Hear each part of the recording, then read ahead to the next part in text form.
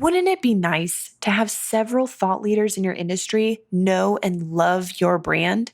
Start a podcast. Invite your industry's thought leaders to be guests on your show, and start reaping the benefits of having a network full of industry influencers. Learn more at sweetfishmedia.com. You're listening to B2B Growth, a daily podcast for B2B leaders. We've interviewed names you've probably heard before, like Gary Vaynerchuk and Simon Sinek, but you've probably never heard from the majority of our guests. That's because the bulk of our interviews aren't with professional speakers and authors. Most of our guests are in the trenches leading sales and marketing teams. They're implementing strategy. They're experimenting with tactics. They're building the fastest growing B2B companies in the world. My name is James Carberry. I'm the founder of Sweetfish Media, a podcast agency for B2B brands, and I'm also one of the co-hosts of this show. When we're not interviewing sales and marketing leaders, you'll hear stories from behind the scenes of our own business. We'll share the ups and downs of our journey as we attempt to take over the world. Just kidding. Well, maybe. Let's get into the show.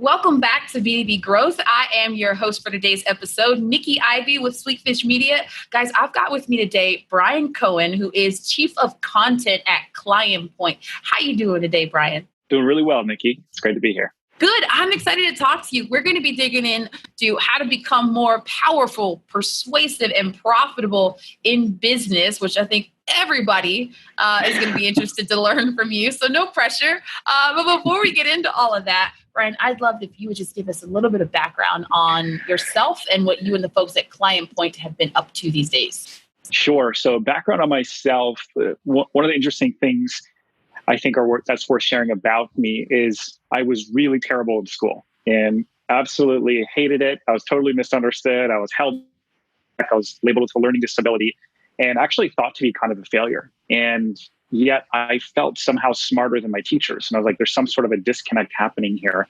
And I just felt very constrained by the education system. So I ended up really wanting to opt out of college. And I ended up starting my own company when I was 17. And that was part of me just trying to beat the system because I thought the system was kind of oppressive towards me and the way I like to see the world. And I ended up doing that and sold a company 2.5 years later. And I got my pilot's license from a college, and that was the extent of school. But since then, I've been just a voracious learner. I read about a book a week, and that's really defined my career up to this point. And all of that learning has allowed me to reinvent myself a few different times in my career. So I've been anything from like an entrepreneur to an IT person at Hewlett-Packard to a training and development specialist, a global trainer at PlayStation to head of sales and marketing at a startup to now I'm a chief content officer fractionally and have my own consulting practice. So I can do and talk about kind of a lot of things. And it's just, I think it's part of this like super learner in me that's extremely curious. And those are just a few of the things that I've done. So I hope that's okay as far as my background. That's great as far as your background. You know what I love? I love how unabashedly you're like, these are the things I'm good at. And a lot of people, I mean, look, there is this undercurrent a lot of times to conversations of, I think, feigned humility. So when I meet somebody that's just like, yeah, dog, they was trying to hold me down and I broke out. Like, yeah. I respond to that, especially because you said that it was bolstered by what you were willing to learn and how passionate you were about learning. That's one of the values here at Sweetfish Media is never stop learning. So I'm already a fan. And so now I'll ask you to give us a little bit about ClientPoint, and then we'll get into the power, persuasion, and profit stuff that we're doing today. Yeah, so ClientPoint solves some pretty major issues around business relationships. It started off as a proposal company 10 years ago as an internal solution to a company in San Diego that needed to fight off some really large competitors. They actually won with this software. And what this software did at that time is it helped them automate the proposal process and make really great multimedia storytelling proposals. And now we've extended the proposal layer to be able to help salespeople even book the very first meeting with their leads, because that's a really major issue in sales today. You've got leads ghosting. You've got something called meeting remorse, where even after a salesperson booked a first call and even did a first call, sometimes that second call, even a week later, your prospect is dealing with massive meeting remorse. And meeting remorse is that thing that I think anyone can relate to. when you're looking at your calendar as you start your day, you're going, I really don't want to go to this meeting. And all the time that's happening in sales. And part of the reason for that is the modern buyer is so inundated with content and opportunities on a daily basis that they can forget what the heck you even talked about even a few days ago or even that morning. So ClientPoint keeps telling the story of the brand in a very personalized way throughout the sales process and still automates proposals, gives salespeople analytics, et cetera. So it's a very powerful tool for the modern seller. There's so much there, and it's a whole other episode. And now I'm having this crisis. It's like, I want to hear more about that selfishly. You said, sure. So they get this meeting remorse. It's not because they hate me, because I was pretty sure that's because they hate me. Not at all. Not even a little bit. No, and people, their energy wears off. So you can feel this sense of magic during a meeting. And it happens all the time, right? Especially for somebody who's great at people and dealing with people. And that's a lot of salespeople. So there's this magic moment that starts occurring during your sales meeting. But that's a bit of an altered reality. And it's a bit of intoxication. And what happens after the meeting's over is somebody actually sobers up from that magic moment. And they actually sometimes, now that they're more in a sober state and you haven't followed up with them appropriately with more magic, like more video from you to keep that energy warm and alive, they can just kind of forget that feeling and forget that connection that they had with you and with your conversation. So then they just, the magic's gone. So we have to keep that going more so than ever, especially with all the content and just different things people are experiencing. Yeah, it's nothing personal. In fact, sometimes the more excited somebody gets on the first meeting or the second meeting, the less likely they are to ever show up again because of that intoxication. Sometimes people get really overly enthusiastic as a prospect, and then they get embarrassed later once they sober up. Again, because you're creating an altered reality as a salesperson and you're talking about new possibilities.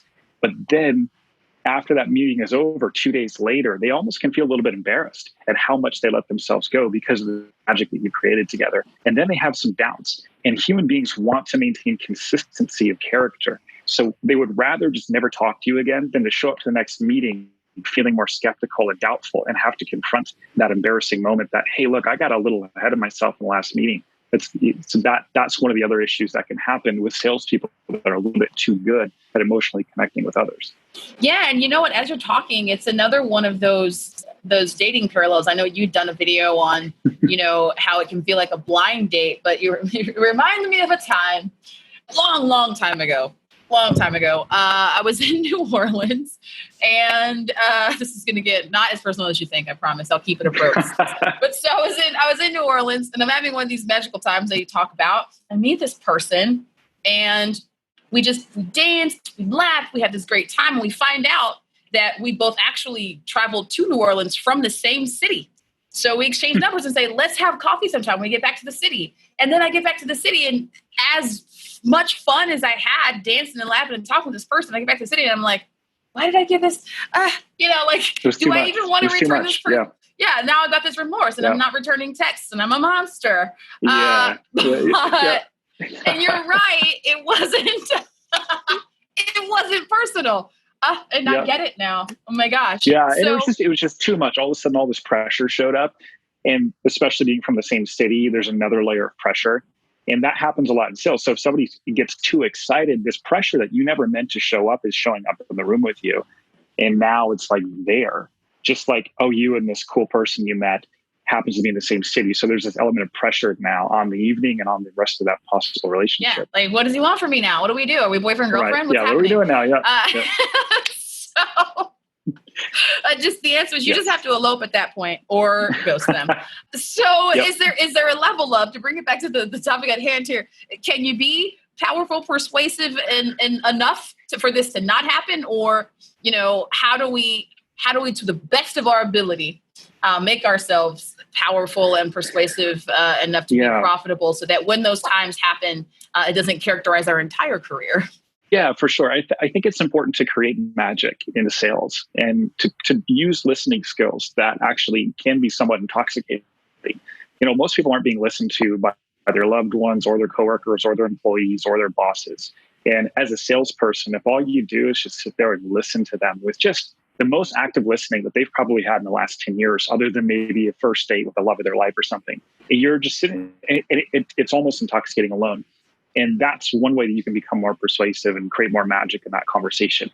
But when things start getting too intoxicating, as I was sharing, where the connection starts getting too strong and they start getting too excited about you and your product or service, you actually have to ask some somewhat more skeptical questions and say, okay, cool, I'm so glad you're seeing the vision.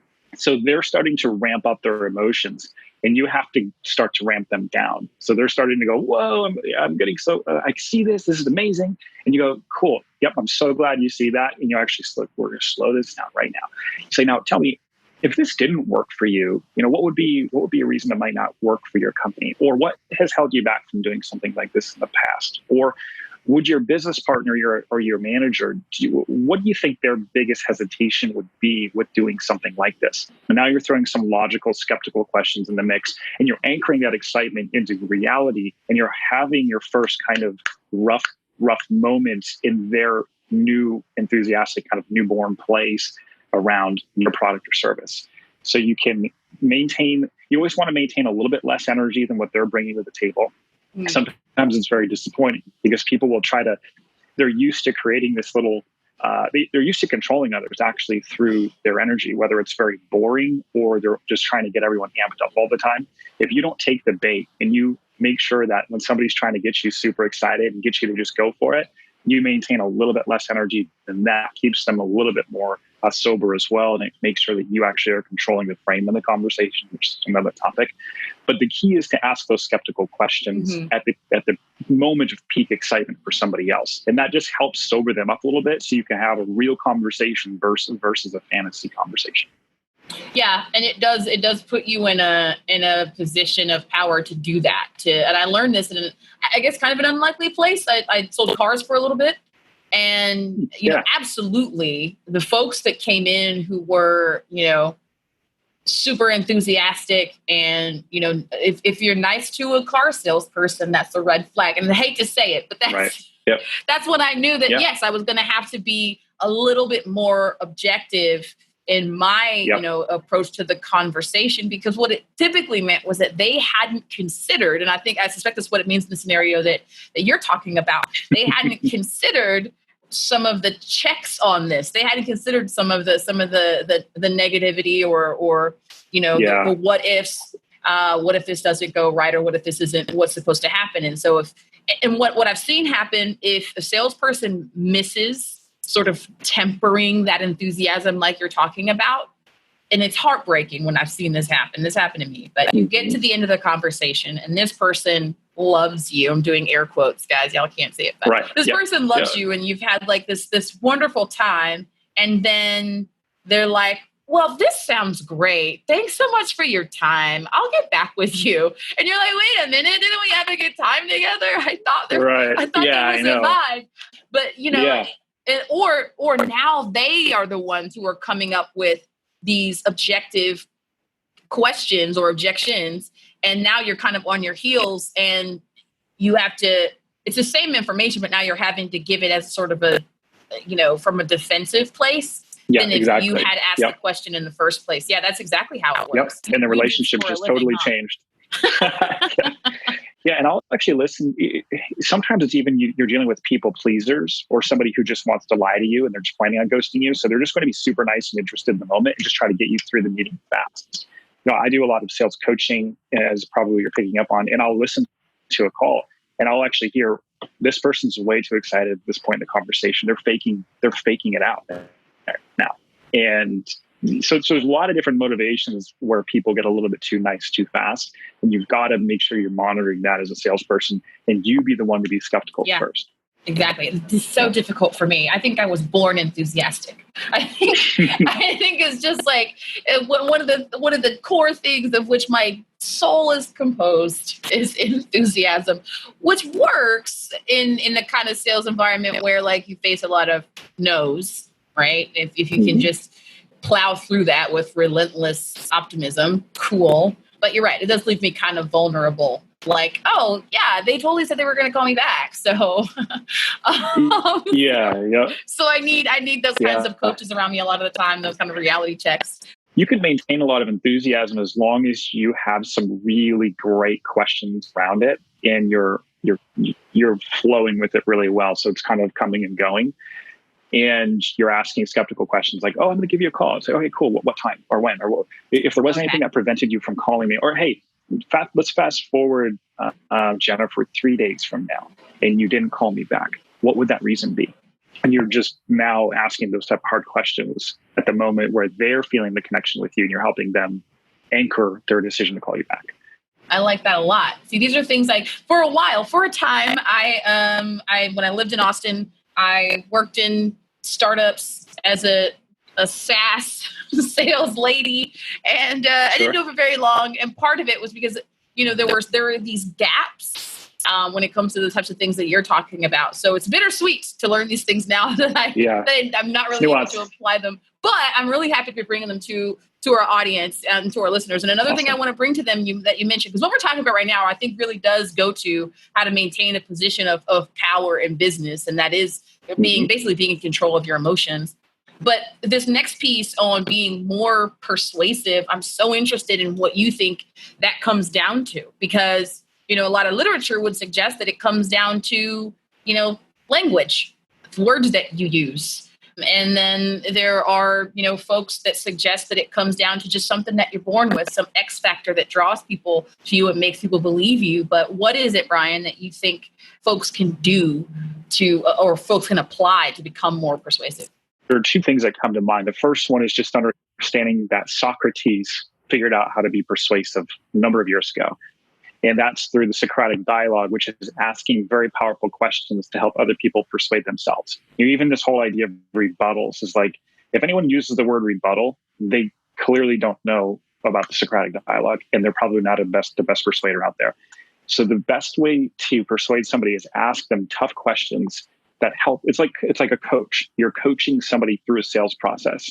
Like, hey, what's held you back from making a change in the past? Oh, I haven't had the time. Okay, I see. But why is it different now, though? Like, how do you see yourself finding the time? Or are you going to be busy now, too? And you're asking really hard questions so that people are persuading themselves. Because if you say, oh, you can find the time, it's just another 3 hours a week, and you can do this, you can learn this. But no, you have to ask skilled questions to allow them to persuade themselves. And then the second part is you have to be willing to tap into what I believe to be acting skills, where you are creating an environment and an experience for your prospect. And that consists of you being an expert, you being unattached energetically to them and truly seeming like you're there to help.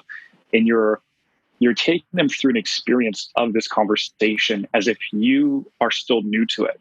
So one of the problems that salespeople run into is there's this beginner's luck that salespeople have. And I think it's because they're so passionate in the beginning. And they cannot wait to just be good at it and finally tell people, yeah, I know that. Oh, I know the answer to that question. I've recited this 10 times before. And now the passion and the energy is gone. And they're just reciting something from memory versus having it be an experience, and their results disappear. And that's where they hit their first lull and have to figure out how to get out of it. They have to figure out how to get the passion back in their conversation.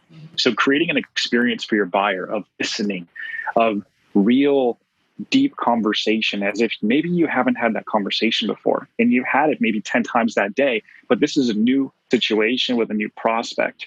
And one of the ways to develop the passion to keep doing that is you ask them questions about themselves personally, so you actually start caring about them. And that ends up being the artistic part of the conversation. It's getting to know them and then behaving in a way that you're creating an experience. Actors and actresses make a lot of money because they're able to say the same things over and over again with passion and with believability. And the top salespeople in the world make a lot of money for the same reason. I mean, it's like you talked about magic, and what you're talking about now, I keep hearing the word wonder. So if I'm talking to a person, one of the things that I would do in the situation that you described is say something like, well, what I'm wondering is, you know what I'm saying? Just like that. And just getting really, really interested, because I was really interested. I think it helps, to actually genuinely be curious. But if you can't, until you get there, like you're so right. Being in a participating in the conversation as if you really wonder about specifically what that person, I do wonder why you haven't done something like this before. I do wonder why we're having this conversation.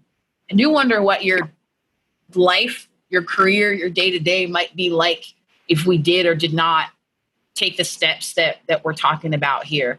So I mean, that's definitely it. You are getting them to persuade themselves. And I say this as a person who was sort of the queen of rebuttals. Like, I loved it. It was my favorite thing. Sit me down, teach me the common objections for this industry or these conversations, and then teach me the really good, very well written. I had the fortune of working for some folks who were really very good at writing scripts and writing rebuttals.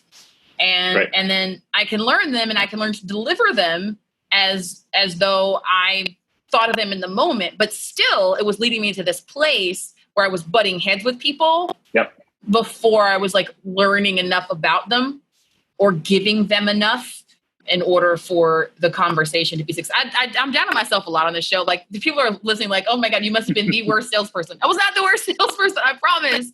But I there was this level of feeling like I was a well-oiled machine at it that eluded me because I had all these tools, and I think was just sort of using them as I would in war versus as I would in surgery, right? As a surgeon. As an intuitive person like you are, I think you probably were becoming aware that you're working against human nature.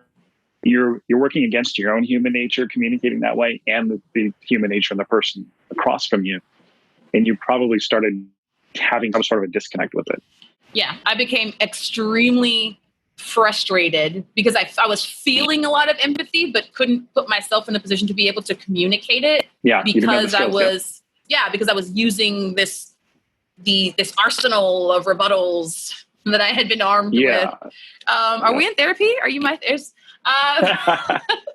No, this is good. So what this leads us into, and we'll I don't want to go overtime, but like I said, man, I could talk to you about this stuff all day. So one of the keys to becoming more powerful is to get more control over your emotions. And that's consistent with a lot of things that I'm experiencing and reading. Jeb Blunt writes about this a lot. But in the particular way that you've laid it out, I think there's a lot there to be learned and applied. And then when we're talking about, persuasion, because I think people do think about having the right rebuttals or using the right words. But when you dial it back and just think about, asking folks questions that prompt them to persuade themselves, I love that. And that would ultimately lead to becoming more profitable. Hit that profit piece for us real quick before we get to the next segment. Yeah, there are a lot of different topics to cover, of course, of being profitable. But I think the main one is, I'll give two. The first one is a lot of times people don't know what the most profitable thing they sell is. What's going to make them the most money? What product or service if they just did that alone? The next one is they often don't know exactly what it takes to get results. So I would encourage people to be able to pull out a Google Sheet or an Excel document and build a quick little chart to know exactly how many people you need to talk to with your current conversion rates and your current activities to know exactly what results you're going to get. And that gives you the power to be able to make the right amount of activities happen on a daily basis to create the profit that you're looking for. Not many people have done that exercise. Even business owners that do millions of dollars know that. So I would encourage people to do that type of an exercise. Yeah, I just did this with Logan Lyles, my director of partnerships, and an all-around great guy. We just had this conversation, and one of my questions, I'll ask you this, and we'll move on. But what happens, Brian? What happens when you do that, and then you look at this number, right? When you're asking that question, how many of X do I have to do to get to Y or whatever? What happens when that is just a massive number, a way bigger number than you've done before, than you imagined?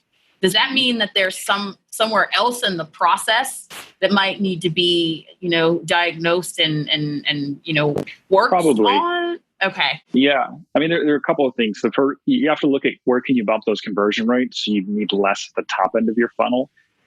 The next one is maybe that's just the reality of what you do. You've got to figure out unique strategies of getting in front of way more people, like getting on podcasts and, how do you get more mass exposure or whatever it is. But the conversion rates normally, if you bump those even 2 to 5%, you'll see a dramatic reduction in how many people you need at the top of the funnel. So that's where you just start optimizing the different conversion gaps that you can hopefully close. Yeah, that's what I came up with too. Totally. It's good to know, because imagine if you didn't if you didn't have your jaw hitting the floor going, this is actually how much work I need to put in to do this, because you could be sitting there for the next 3 years thinking you're about to be successful. And if you just stay the course, you're going to hit your goals. But really, honestly, you've never actually put in the actual amount of work that it's ever going to take to become successful. And a lot of people are doing that today. They're just sitting there, not doing enough activity. And if I just pumped out a quick Excel formula for them, I could show them that they're literally never going to be successful on this track. It'll save them a lot of heartache. So you can either do something else or know what it's going to take and come up with a plan. Man, it's like you read my diary. And so look, what this show is never supposed to be, right, is a commercial or just sort of empty sort of advertisement for the person that comes on the show. I mean, sure, it's supposed to advance certain thought leadership initiatives and things like that and present you as an expert in your field. But what we've just done here, I think we just kind of fell into it, is demonstrate what you're capable of as a coach. Because these are things that, and this is just like full authenticity me, right? Unassimilated Nikki. Like what we just did is sort of, I presented you on the fly with these things that I've been dealing with or have dealt with for a long time. And you're just like, oh yeah, this. So call this man. Before I let you go, I do want to ask you a question. I ask every guest because I'm super interested, not only in what I can get out of your mind when we have these conversations, but in what you're putting in it. So tell us, Brian, about a learning resource that you've engaged with that has either informed your approach or that has just got you excited these days. Yeah. So there's a really great neuroscientist from Harvard. His name is Srini Pillay, Srini Pillay, very prolific person. He doesn't promote himself enough for how amazing he is. I would suggest looking him up and just consuming whatever podcasts or articles you can. And then the second thing I would suggest, if I could, is for people to start to tap into their own genius. And I think you'd be surprised at what you can come up with if you just take a pen and paper and start solving your own problems, and the amount of genius that's accessible within yourself without having to go anywhere external. All I can say to that is thank you. So you guys, if you're like me and you've become a passionate fan of Mr. Brian Koehn, you're going to want to go out and connect with him. Brian, tell us how we can connect with you. Yeah, I think LinkedIn's probably the best place. Well, sometimes there's a gate on LinkedIn, which is annoying. So if they just want to email me, you can email me at brian@unmistakablemedia.com. And make sure you spell unmistakable right, because it's often spelled incorrectly. But yeah, just email me at brian@unmistakablemedia.com. You can also find me on LinkedIn. Perfect. All right. Well, thank you. And I think as we demonstrated today, and there's certainly enough questions I still have for you to warrant you coming back on the show. So I hope you'll come back here sometime in the future and dig into that stuff a little bit more with us. Thank you so much, Brian. You have a good one. Thank you, Nikki. We totally get it. We publish a ton of content on this podcast, and it can be a lot to keep up with. That's why we've started the B2B Growth Big Three, a no-fluff email that boils down our 3 biggest takeaways from an entire week of episodes. Sign up today at sweetfishmedia.com/big3. That's sweetfishmedia.com/big3.